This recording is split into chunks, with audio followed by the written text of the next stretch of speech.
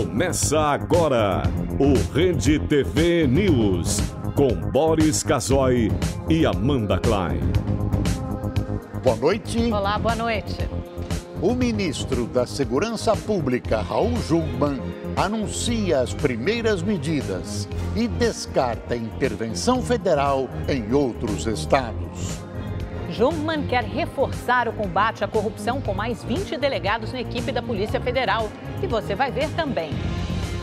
Frentista acusado de atirar e matar 2 jovens. Eles acham que vão controlar a entrada de bandidos de um estado para outro através de reforço de policiamento. É meio ingênuo imaginar que a bandidagem vá passar de um estado para outro através das estradas de ferro e dos aeroportos. Em depoimento de cerca de 11 horas à Polícia Federal, o empresário Joesley Batista falou sobre a participação do ex-procurador Marcelo Miller no acordo de delação da JF com a Procuradoria-Geral da República. O empresário é acusado de omitir informações e Miller de fazer jogo duplo, jogar dos dois lados, atuar dos dois lados do balcão ao ajudar a JF no acordo, além de receber R$700 mil do grupo enquanto ainda era procurador, ainda não havia se desligado da Procuradoria. Na segunda-feira, o irmão do empresário, Wesley Batista, teve a delação rescindida. Joesley luta para manter a sua. Durante o depoimento ontem, ele negou que tenha recebido qualquer ajuda de Miller. Joesley está preso desde setembro na custódia da Polícia Federal em São Paulo.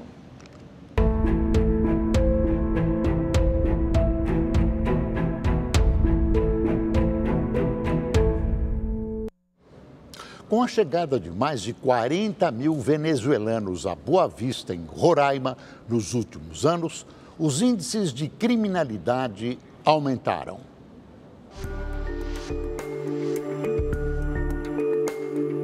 Roraima, um dos estados brasileiros com o menor número de habitantes e uma capital acostumada a ter índices baixos de violência.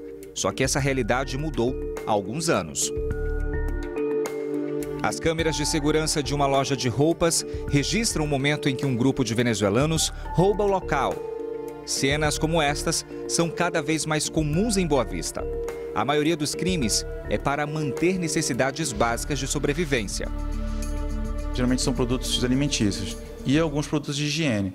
Então, por questão de humanidade, eles não têm trazido o caso para a polícia. Eles têm só tomado os bens e impedido que essas pessoas retornem para o comércio deles. Envolvendo homens e mulheres do país vizinho.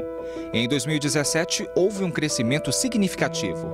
224 venezuelanos foram presos acusados por diversos por venezuelanos. Só acontece porque lá na fronteira do Brasil com a Venezuela não existe nenhum tipo de fiscalização.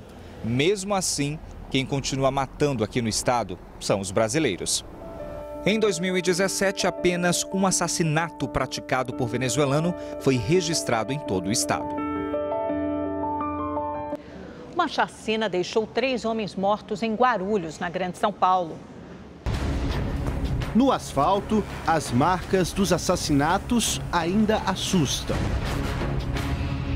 O crime foi por volta de 4 horas da manhã, bem em frente a essa escola estadual que fica numa periferia de Guarulhos. As vítimas caminhavam aqui pela calçada quando foram surpreendidas pelos atiradores que, segundo testemunhas, estavam em um carro branco. Tudo foi muito rápido, as vítimas não tiveram tempo de fugir e quem vive aqui prefere o silêncio. 2 vítimas já foram identificadas, mas os investigadores ainda não sabem o que provocou o crime. Desde o começo do ano, a polícia registrou pelo menos outras 2 chacinas no estado. Uma delas também aconteceu em Guarulhos. No dia 12 de janeiro, 3 homens foram assassinados na frente deste bar. A ação foi parecida com a de hoje. Criminosos chegaram de carro, desceram e executaram as vítimas a sangue frio. Por 6 votos a 5, o Supremo Tribunal Federal decidiu hoje manter a anistia concedida pelo Código Florestal para quem desmatou até 2008 áreas maiores que as permitidas por lei. De acordo com a legislação ambiental aprovada em 2012, quem se cadastrou para se enquadrar nas novas regras, além de se comprometer a reparar o dano, tem o direito ao perdão das multas. O julgamento, que começou em novembro do ano passado, estava empatado e foi finalizado nesta quarta-feira com o voto decisivo do ministro Celso de Mello. Bom, hora de conversar com o nosso comentarista, Reinaldo Azevedo. Reinaldo, eu lembro que isso já foi a maior polêmica na época, né? Quando foi aprovado no Congresso na época do governo Dilma Rousseff. Então, quer dizer que o Supremo resolveu mesmo manter a anistia aos desmatadores. Explica pra gente. Boa noite, Amanda. Resolveu e fez muito bem, né? E a essa altura alguém pode dizer, ih, lá vai o Reinaldo agora, polêmico, defender desmatadores. Eu acompanhei esse caso desde o começo, desde quando o Código Florestal estava sendo votado, né? Veja só, o que se pretendia era uma punição aos chamados desmatadores com base em exigências da nova lei, que foram colocadas na nova lei do Código Florestal. Então não fazia o menor sentido. Mas o que é mais interessante aí, Amanda, é o seguinte: as grandes empresas, os grandes proprietários, né, as extensões territoriais enormes da agroindústria, essa gente não ia pagar nada. Sabe por que não ia? Porque já não desmatava, já estava de acordo com a legislação. Os verdadeiros punidos com o pagamento da multa seriam os pequenos agricultores. Então eu fico fascinado porque a forma como a imprensa está noticiando isso, de maneira geral, né, é que houve uma grande anistia para esses agricultores que, se tivessem de pagar tal multa, poderiam ir à falência. Mas fez parte do acordo que essas pessoas tivessem de ir lá fazer uma espécie de inscrição, de termo de compromisso, dizendo, olha, a partir de agora eu não desmato mais. Isso foi uma maneira encontrada de preservar, insisto, pequenos produtores, que foram tornados ilegais pelo novo Código, né, Florestal. Então, não há o que se chama aí anistia para ruralistas, que aliás essa é uma outra tara que existe no Brasil, especialmente setores da esquerda, o ódio que se tem ao produtor rural no país, né? Eu fico estupefato com isso, porque há muitos anos a agroindústria salva o Brasil do desastre. Mesmo nesse período em que a gente, agora voltamos ao superávit na balança, mas quando a gente passou a fabricar déficit na balança comercial, o setor agrícola, de commodities agrícolas, este sempre foi superavitário. E quem fez o superávit dos anos Lula, que aumentou bastante as reservas brasileiras, foi o setor agrícola, foi o setor rural. Não obstante, essa área sofre um preconceito imenso da imprensa, né? Tanto é que bancada ruralista sempre é dito num sentido pejorativo. Né? Sempre que o governo concede uma linha de crédito ao setor rural, é tratado às pancadas. E pouco se vê, por exemplo, o que há de subsídio para a indústria. A indústria brasileira, que é deficitária, né? A balança, se a gente for pegar da manufatura brasileira, que é deficitária, essa vive recebendo incentivo, sob pretexto de emprego, etc. Agora, o setor rural, esse quando recebe algum incentivo, leva pancada. E no caso do desmatamento aí, o que se queria era punir essas pessoas, que eu insisto, são pequenos agricultores. E claro, eu não poderia deixar de registrar o voto de uma dupla em favor da punição, Edson Fachin e Roberto Barroso. Esses querem punir sempre todo mundo. Nem parece que Roberto Barroso é aquele que lutou tanto e saiu vitorioso para manter um terrorista no Brasil como Cesare Battisti, né? Falta um pouco de coerência a esse senhor que, de fato, como disse o ministro Gilmar Mendes, fala pelos cotovelos. Reinaldo, boa noite. Por que você diz que não se deve confundir polícia com escola? Boa noite, Boris. Porque aquele grupo 342, aquele grupo de artistas e pensadores e militantes que foi formado à época para tentar depor o presidente Michel Temer, resolveu continuar com o seu coletivo, como eles chamam. Aliás, o nome coletivo é muito bom porque vem lá do comunismo.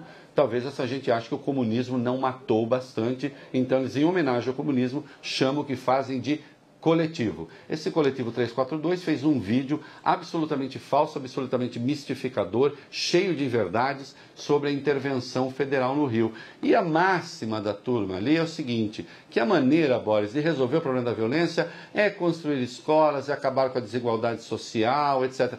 Como se alguém pudesse discordar disso. É claro que essas coisas todas são necessárias, mas é claro que a violência não decorre disso em particular, porque isto corresponderia a dizer, meu caro Boris, que os pobres, na verdade, é que respondem pela violência. Não é verdade. Fala aqui com toda a autoridade, assim, um ex-pobre, e eu sei que pobres fazem escolhas. Podem escolher o crime ou não, assim como os ricos. Se a pobreza gerasse violência e delinquência, os grandes delinquentes do Brasil não seriam os ricos. E se todo pobre fosse delinquente, o Brasil seria insuportável, né? Então a pobreza tem de ser combatida, a escola é necessária, mas não vamos confundir escola com polícia. São coisas distintas. A intervenção no Rio era absolutamente necessária, né? Que deveria se chamar 171, porque é um estelionato moral, há notáveis, ou pelo menos um notório consumidor de maconha, que é cliente, e faz praça disso, que é cliente do narcotráfico. Não tem autoridade moral para aparecer num vídeo censurando a intervenção. Porque ele não vai perguntar para os pobres. O apoio entre os pobres é de quase 90%. O ministro Jungmann já criticou esse pessoal ontem, né, Reinaldo? Que consome droga, mas depois reclama da violência. Obrigada, boa noite, até amanhã. E por falar nele, né, um dia após ser empossado no recém-criado Ministério da Segurança Pública, Raul Jungmann apresentou algumas medidas que serão tomadas para o enfrentamento da criminalidade. Novo responsável pelas penitenciárias federais do Brasil, Raul Jungmann conheceu no Conselho Nacional de Justiça uma ferramenta digital que registra em tempo real a identidade e a situação jurídica dos presos brasileiros. Dar a público de forma transparente, em tempo real, quantos presos temos no Brasil, por que estão presos, quanto tempo tem de prisão. Roraima já concluiu o envio de dados ao Banco Nacional de Monitoramento de Prisões. Outros 12 estados, mais o Distrito Federal, estão em processo. O sistema deve estar completo em maio. Jungmann, que já chamou os presídios de escritórios do crime organizado, disse que o combate à violência requer a aplicação dura da lei, mas sem atalhos que desrespeitem os direitos humanos. A humanização do sistema carcerário representa uma afirmação da civilização contra a barbárie. Não é porque alguém cometeu delitos, seja da gravidade que for, que a integridade da pessoa humana pode ser diminuída ou desdenhada. Jungmann também se reunirá com governadores e prefeitos de capitais. Descartou a intervenção federal em outros estados, além do Rio de Janeiro, e anunciou as primeiras ações do Ministério da Segurança. Não haverá contingenciamento do orçamento de 2 bilhões e 700 milhões de reais da pasta. Incluir a construção de presídios nas parcerias público-privadas para acelerar os projetos. Abrir concursos para 500 vagas de agentes na Polícia Federal e 500 na Polícia Rodoviária Federal. Reduzir dentro de 2 anos o número de policiais civis e militares em funções administrativas para no máximo 2% do efetivo. Dobrar para 330 os postos de videomonitoramento nas rodovias. Duplicar para 300 o número de agentes da Polícia Federal em postos de fronteira. E remanejar mais de 20 delegados da PF para investigações anticorrupção. O ministro disse que deu uma instrução clara ao novo diretor-geral da PF, Rogério Galouro. Combata o crime, combata a corrupção. A Operação Lava Jato continua sendo uma prioridade. Jungmann evitou criticar o diretor anterior da PF, Fernando Segovia, a quem demitiu. Rogério Galouro deve tomar posse na sexta-feira e, para montar sua equipe, sujeitará os nomes ao ministro da Casa Civil, Eliseu Padilha, e ao presidente Temer. São investigados pela PF. De boas intenções, o Brasil está cheio. E Jungmann, claro, vai tentar fazer o possível e o impossível nesse improviso da criação do seu ministério.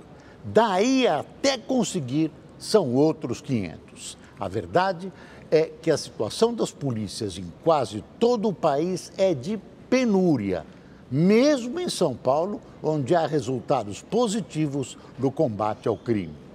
Com legislação superada, polícias corrompidas e sucateadas e brigando entre si, sem o sistema interligado de informações e inteligência e sem um projeto estratégico a ser executado, fica difícil resolver qualquer coisa.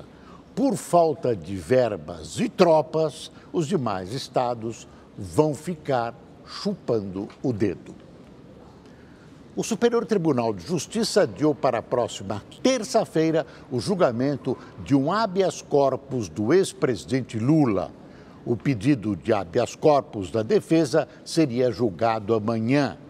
Esse habeas corpus é uma tentativa de impedir que o ex-presidente seja preso. Lula foi condenado em segunda instância no caso do triplex do Guarujá, a 12 anos e 1 mês de prisão, por lavagem de dinheiro e corrupção passiva. O habeas corpus será analisado por um colegiado do STJ. O desemprego no Brasil ficou em 12,2% no trimestre encerrado em janeiro, segundo dados divulgados hoje pelo IBGE. Isso significa que 12 milhões e 700 mil brasileiros estão sem trabalho. Na comparação com o trimestre encerrado em dezembro, o índice cresceu 0,4 ponto percentual, interrompendo uma série de quedas. Mas, para o IBGE, esse movimento não é preocupante, já que foi causado por fatores sazonais. Tradicionalmente, trabalhadores temporários contratados para as festas de fim de ano, Natal, Ano Novo, são dispensados em janeiro, por isso aumenta um pouco o desemprego. Por outro lado, o que de fato preocupa é o aumento do número de trabalhadores sem carteira assinada. Em comparação com o mesmo período de 2017, esse contingente cresceu mais de 5%.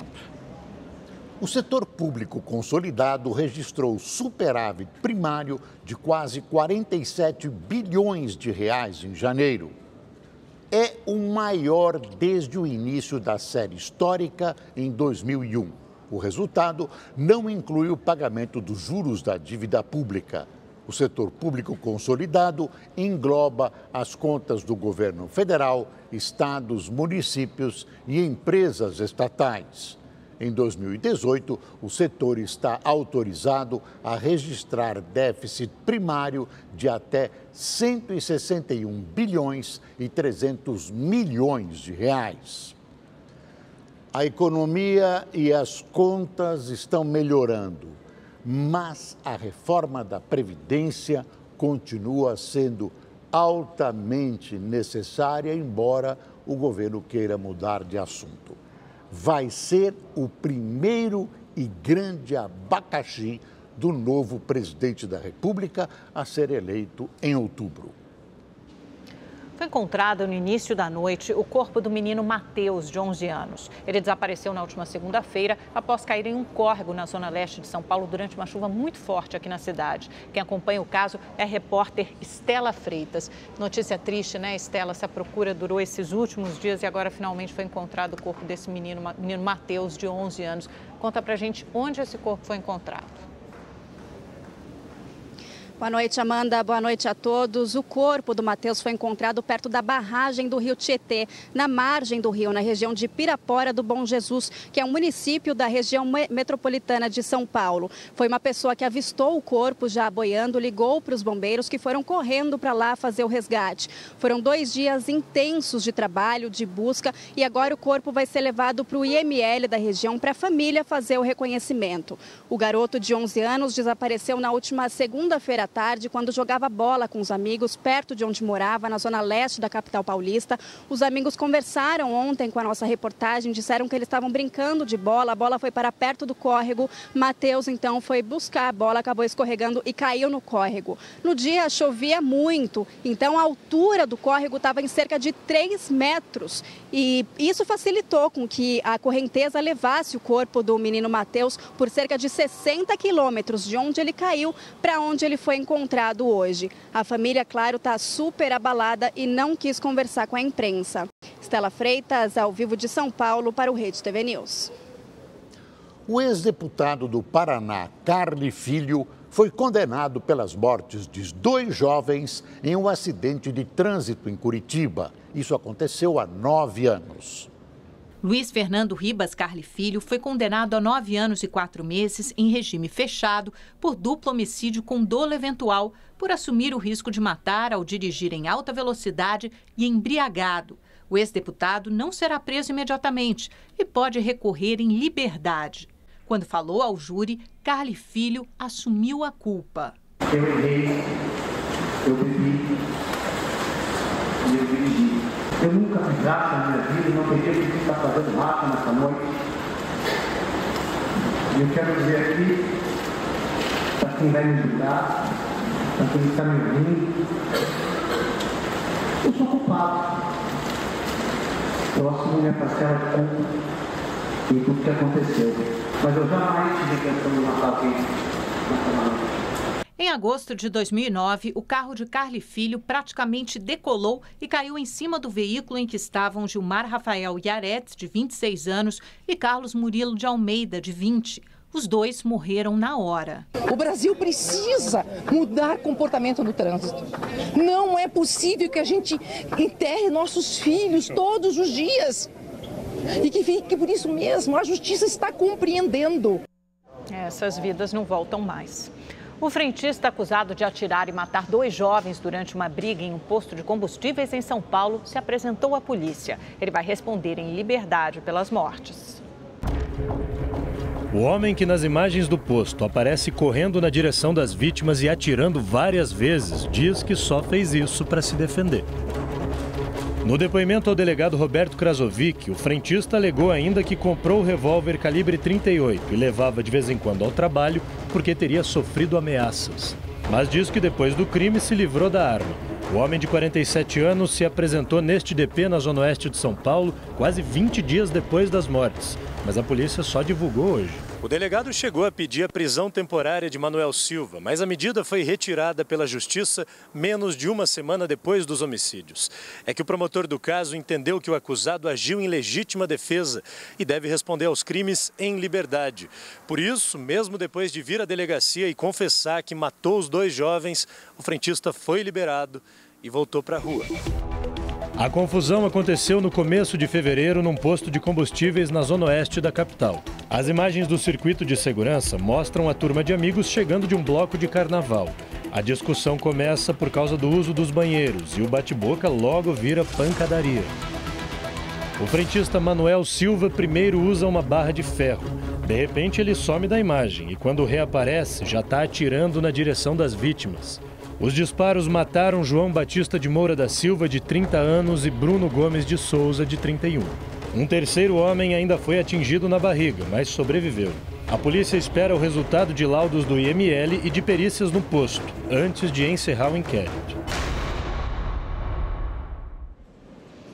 Bom, vamos mudar de assunto, falar de coisas mais leves. O Brasil é um país de grandes dimensões e isso acaba se refletindo no clima, como a gente sabe. Na região norte, por exemplo, que é a mais extensa, maior do país, tem lugares onde choveu muito e outros onde não choveu praticamente nada nesse mês. A Lu Camargo está aqui conosco e explica isso melhor para a gente, né, Lu? O que acontece, afinal de contas, nessa imensa área que é o norte do país? Eu já falo, Amanda. Boa noite. Oi, Boris. Oi, boa noite, Oi, Lu. boa noite. Uma ótima noite para você que nos assiste. Amanda, esse contraste que aconteceu na região norte é porque a chuva que caiu lá em fevereiro, ela não foi distribuída de maneira uniforme, não. Eu vou citar o caso da capital do Pará, Belém. A gente tem imagens.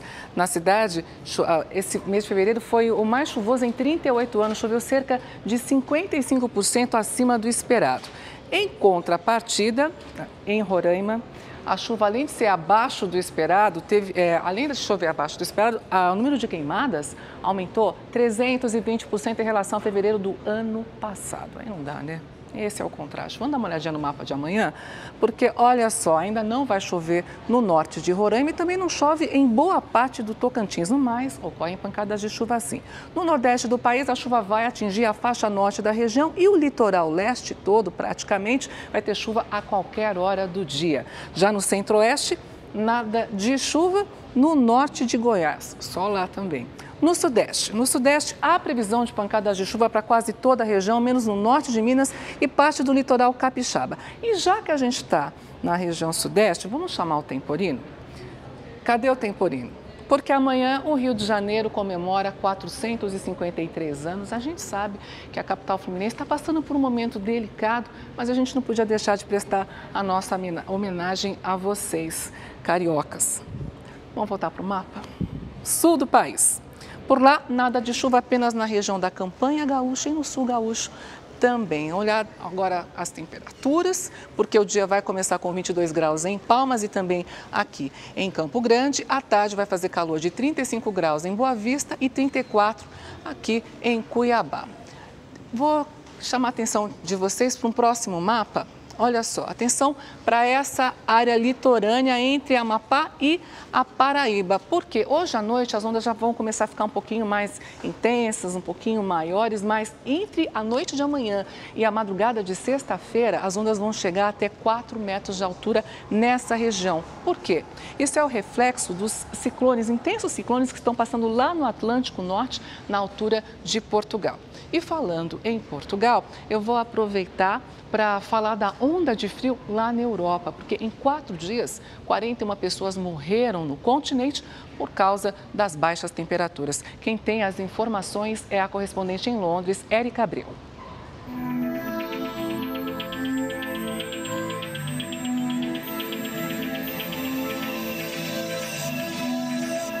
Na capital inglesa, os principais pontos turísticos amanheceram assim, branquinhos. Em várias cidades, quase não dava para enxergar.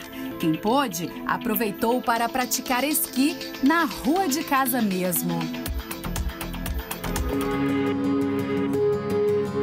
Mas nem tudo foi diversão. O sistema ferroviário da Grã-Bretanha parou no norte e no leste do país e várias linhas sofreram atrasos. Rodovias também ficaram fechadas. Quem tentou trafegar encontrou dificuldades. Muitos hospitais cancelaram procedimentos agendados. As escolas também permaneceram fechadas, não só no Reino Unido, mas em várias cidades europeias. Aqui no Reino Unido, essa é a maior onda de frio dos últimos 27 anos. De acordo com os serviços de meteorologia, a previsão é de fortes tempestades de neve nos próximos dias. Na França, a agência de meteorologia emitiu um alerta de perigo de nevascas, frio intenso e fortes ventos para 47 cidades no oeste do país. Em Montpellier, voos foram cancelados e os transportes públicos também foram interrompidos. Este morador usou um esqui para ir trabalhar. Na Polônia, o rio Odra congelou e parecia um cenário hollywoodiano. As árvores ficaram envolvidas com placas de gelo. Em Amsterdã, os famosos canais da capital holandesa congelaram. No lugar dos barcos, placas de gelo. No norte da Espanha, a neve chegou à praia na região de Cantábria pela primeira vez em 3 décadas. Apesar das temperaturas congelantes, muitos conseguiram aproveitar. De Londres, Érica Abreu para o Rede TV News. Nos Estados Unidos, um professor foi preso depois de fazer disparos dentro de uma escola na cidade de Dalton, na Geórgia. Este vídeo, gravado por um aluno, mostra o desespero dentro do centro estudantil momentos após os tiros. Segundo a polícia, que não divulgou a identidade do atirador, um grupo de alunos tentou entrar em uma das salas de aula quando foi impedido pelo professor. Ninguém ficou ferido. Em Parkland, na Flórida, os alunos da escola Marjorie Stoneman Douglas voltaram às aulas 2 semanas após um estudante matar 17 pessoas. Hoje, o colégio funcionou por meio período, mas o prédio onde o tiroteio aconteceu continua fechado. Centenas de policiais estavam no local. Pais e colegas também prestaram homenagens às vítimas. O atirador e ex-aluno Nicholas Cruz, de 19 anos, está preso e vai responder por 17 acusações de assassinato premeditado. Hoje, uma das maiores lojas de material esportivo e vendedora de armas nos Estados Unidos anunciou que não vai mais vender nenhum tipo de armamento para ninguém menor de 21 anos. As munições de alta capacidade também serão retiradas das prateleiras. Nicolas Cruz comprou um fuzil AR-15 sem nenhuma dificuldade. A decisão da empresa é uma resposta direta ao massacre, segundo o presidente da companhia. Em Jerusalém, a Igreja do Santo Sepulcro voltou a abrir as portas nesta quarta-feira. O santuário onde Jesus Cristo estaria enterrado, segundo a crença cristã, ficou fechado em protesto contra medidas fiscais da Prefeitura de Jerusalém, que pretendia cobrar impostos da igreja. A cobrança foi suspensa.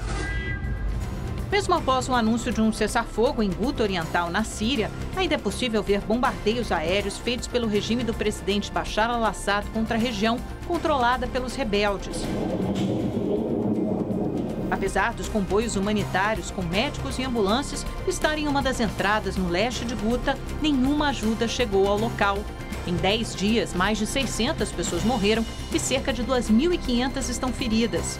No Vaticano, o Papa Francisco pediu orações para todos os que sofrem na Síria. Terra martoriata questa, E dobbiamo pregare per questi fratelli che stiano in guerra. Em Caracas, na Venezuela, o Conselho Nacional Eleitoral prorrogou até amanhã as inscrições de candidatura para as eleições presidenciais. Segundo a CNE, o prazo estendido é um pedido de várias organizações políticas. Ontem, o dissidente chavista e principal opositor do governo, Henry Falcón, anunciou que vai concorrer ao pleito contra o presidente Nicolás Maduro. As eleições estão marcadas para o dia 22 de abril. A diretora de comunicação da Casa Branca, Hope Hicks, renunciou ao cargo. A decisão acontece um dia após ela dar um controverso depoimento à Comissão de Inteligência da Câmara, que investiga se houve conspiração entre a campanha de Donald Trump e a Rússia. Agora é hora de esporte no Rede TV News. Silvio Luiz, boa noite. Não, chefe, diga lá. Quais são as Obrigado pelo chefe. Quais são... Chefe é você, Silvio, do alto dos seus 83 anos de experiência jornalística. Muito obrigado. Quais são as prioridades, quais são as novidades sobre o Neymar hoje? Novidades, vai ser operado, não vai ser na França, vai ser no Brasil, não é com o médico do Paris Saint-Germain que vai assistir a operação com o médico da CBF, do Rio de Janeiro. Mas, mais detalhes quem tem é Luciano Júnior, lá de Paris. O mistério terminou.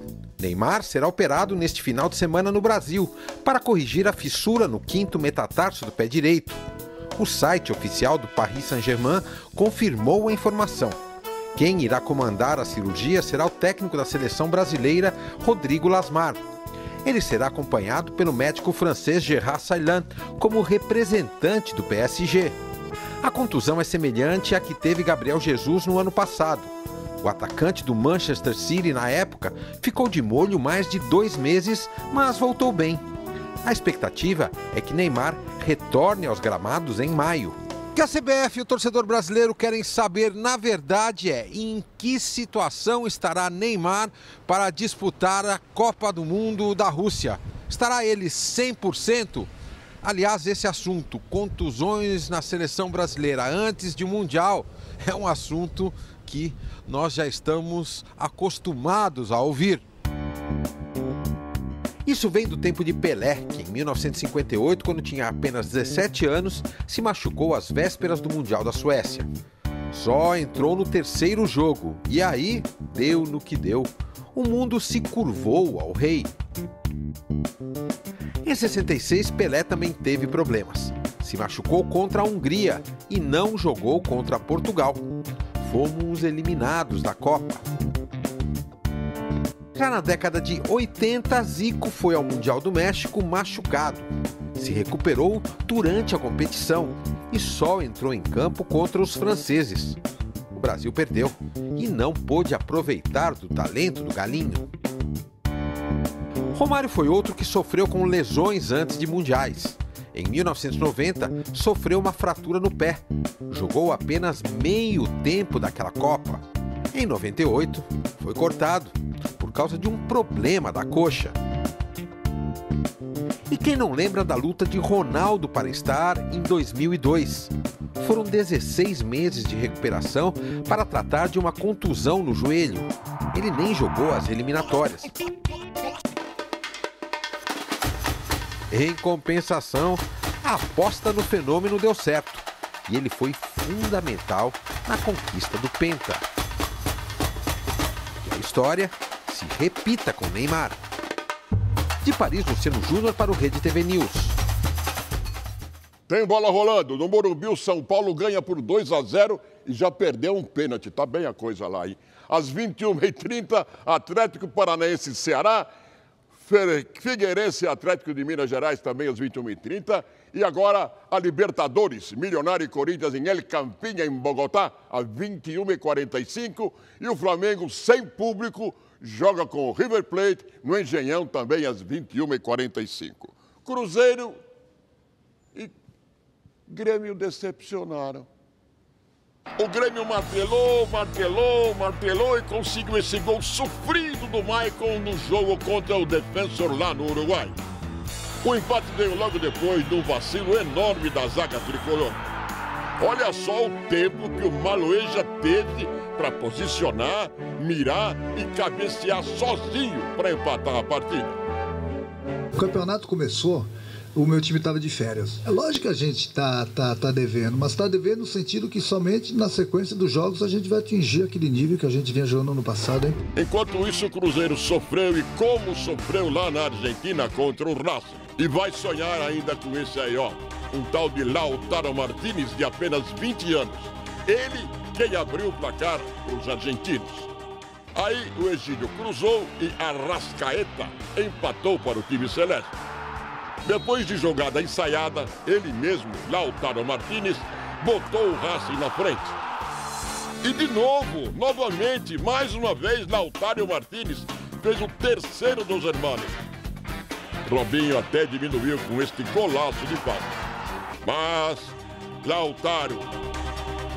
Não, desta vez não é brincadeira. Foi o Solari quem fez o quarto gol do Racing e acabou com o jogo, 4-2. Não saímos felizes pelo resultado, mas não posso criticar a minha equipe pela atuação. Só agora a Justiça Esportiva jogou aquela pancadaria do Bavi. Veja o que aconteceu. O Vitória foi multado em R$100 mil por causa da pancadaria do último dia 18 no Clássico Baiano. O zagueiro Canu recebeu a pena mais severa, 10 jogos de suspensão no campeonato. Denilson, Iago, Rainer, Edson e Becão pegaram 8 jogos de gancho. Vinícius levou 2 por provocar os torcedores adversários ao comemorar o gol. Já o técnico Wagner Mancini foi absolvido da acusação de ter provocado o final da partida. O atacante Fernandão, que joga lá no Fenerbahçe da Turquia, também foi suspenso por 2 jogos. Por quê? Por ter comemorado um gol igual ao Vinícius do Bahia. Além disso, o brasileiro foi multado em R$50 mil. O tricampeão mundial, Mick Fanning, anunciou a aposentadoria aos 36 anos. Nas redes sociais, o australiano confirmou que irá encerrar a carreira em Bills Beach, a segunda etapa da temporada. Na série especial do Oscar 90 anos, o destaque de hoje é um filme feito com pinturas de tinta a óleo sobre tela, uma homenagem a Van Gogh.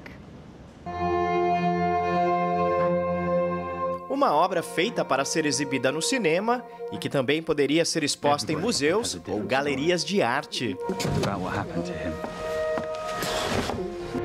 O filme Com Amor Van Gogh é o primeiro longa-metragem da história, produzido totalmente a partir de pinturas feitas com óleo sobre tela. É uma homenagem à obra do artista Vincent van Gogh.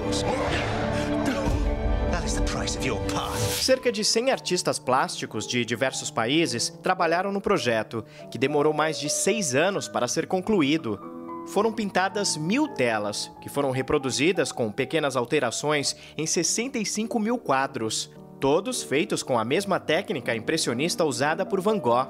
Os cenários e os personagens do filme foram inspirados em 120 telas pintadas pelo artista holandês na década de 1880. O cineasta inglês Hugh Welkman é um dos criadores do filme. Explica que a produção começou com as filmagens de cenas com atores reais, parecidos com as pessoas que foram retratadas nas telas de Van Gogh. Quando vamos ao cinema, vemos as imagens no formato retangular e na horizontal. É o padrão cinematográfico. Mas o filme Com Amor, Van Gogh usou um formato mais quadrado, proporcional às dimensões das telas pintadas por Vincent Van Gogh. É que o objetivo dos produtores foi dar aos espectadores a sensação de estar numa exposição de arte, com as telas projetadas na telona. A trama do filme também é cativante. Um amigo de Van Gogh investiga a misteriosa morte do pintor, que faleceu 2 dias após ser atingido por um tiro no estômago. Com Amor, Van Gogh vai disputar o Oscar de melhor animação com outras 4 produções. O Touro Ferdinando, dirigido pelo brasileiro Carlos Saldanha, é uma delas. A adaptação da obra infantil conta a história de um touro amigável, obrigado a disputar touradas por ser grande e forte. Este pode ser o primeiro Oscar dado a um brasileiro.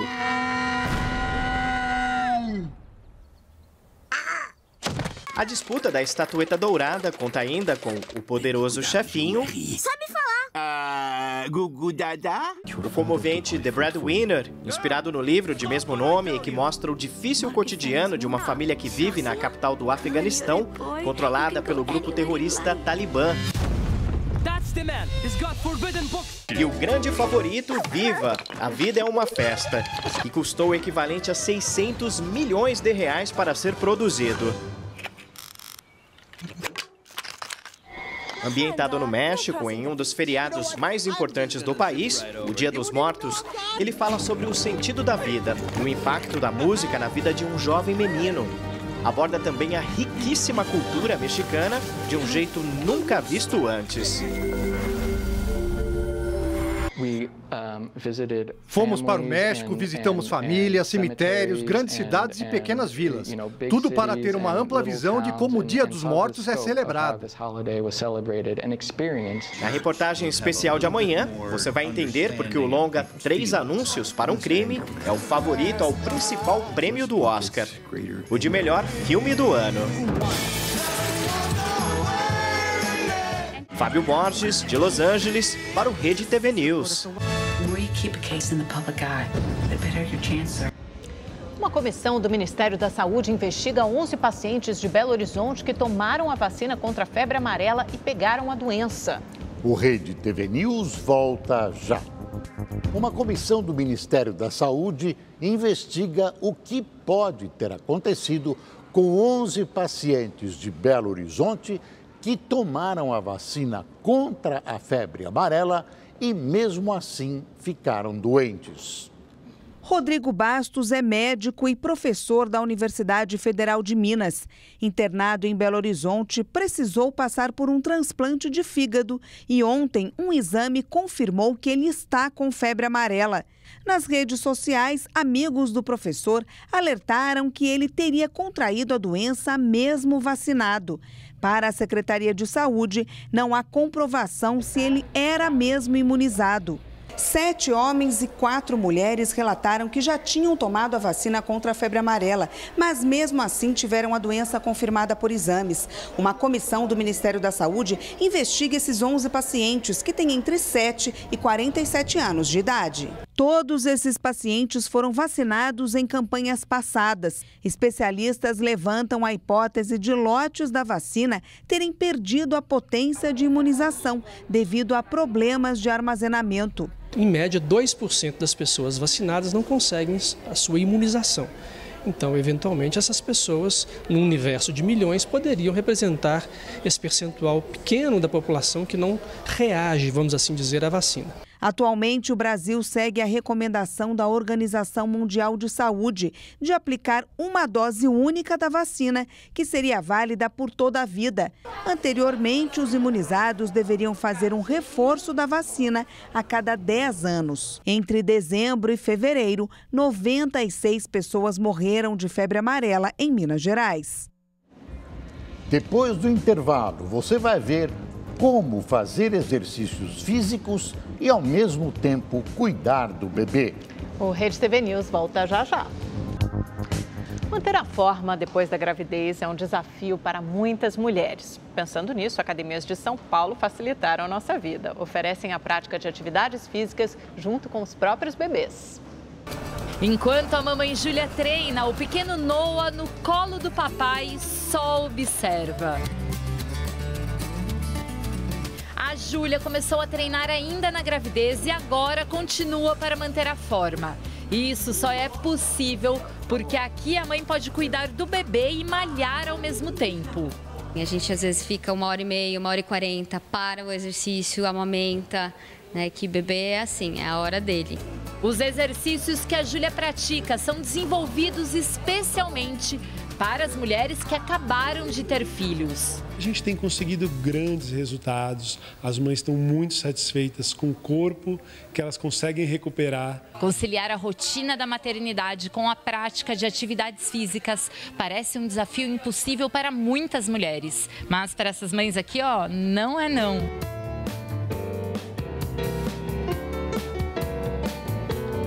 As mães costumam relatar que o bebê sai muito mais relaxado da aula, é um bebê que vai dormir com mais facilidade à noite. O projeto despertou o interesse da Lavínia, que veio do interior do Rio Grande do Sul para São Paulo, só para fazer uma aula com o pequeno Luan de 3 meses. Não tenho palavras, é muito emocionante, é gratificante talvez. Também é sim, mas é só amor, só alegria, não tem explicação. Os benefícios para as mães são muitos. Exercitam a mente, perdem os quilos indesejados que ganharam ao longo da gravidez e ainda conseguem ficar junto com os filhos. Tá aí, o Rede TV News fica por aqui. Uma boa noite. Boa noite.